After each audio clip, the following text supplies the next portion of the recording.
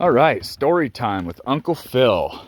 We're gonna have a story time about why modern Stihl is a piece of junk. Let's start with this 661 that has less than 300 hours on it. Obviously, I haven't whacked it, I haven't smashed it, I've done nothing mean to this saw. And it has somehow or another bent here enough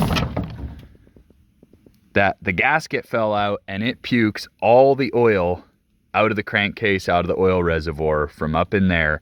Won't hold a tank of oil. This saw is done. Completely finished itself yesterday. Can't use it anymore until we split the case and put a new gasket in it. This saw busted the top magnesium off, so the dog was just flip dangling right here.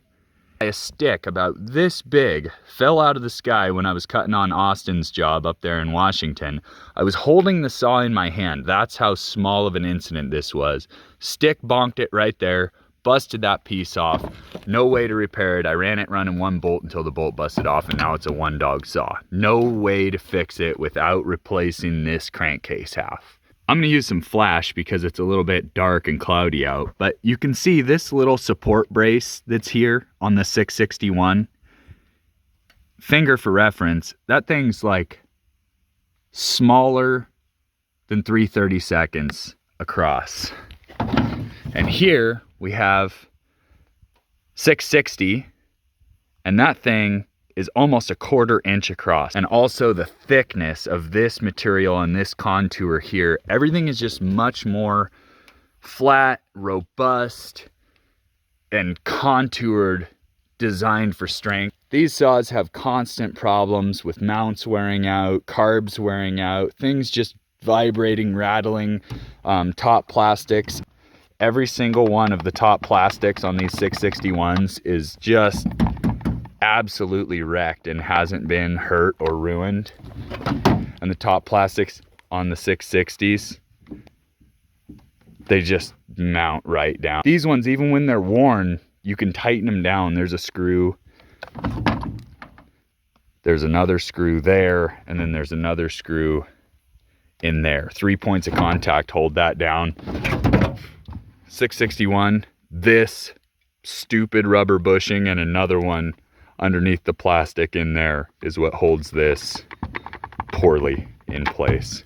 And these stupid 1/4 turn caps always let dirt in past here. It's regular to come up on an empty tank and have a ring of dirt and grease and dust and powder in there, constantly plugging up fuel filters and needing to change them before their service life, where these cost half as much. They never, ever, ever leak, and they never let dirt through them. They never fail. So there's another gripe. These little plastic pieces of junk always break off, and then you need a whole airbox cover, where the old 660 is a screw-on mount, and I've never had one break off. So various reasons, I'm fed up with modern Stihl. I don't have any options because modern Husky went to auto tune. I would love to just keep buying 390s and 395s, but I can't. And I'm absolutely fed up with modern Stihl. I'm beside myself with not knowing what to do. Okay, that's all. It's Thanksgiving. Happy Thanksgiving. We're gonna cut some trees down because we can't afford to live. Okay, bye.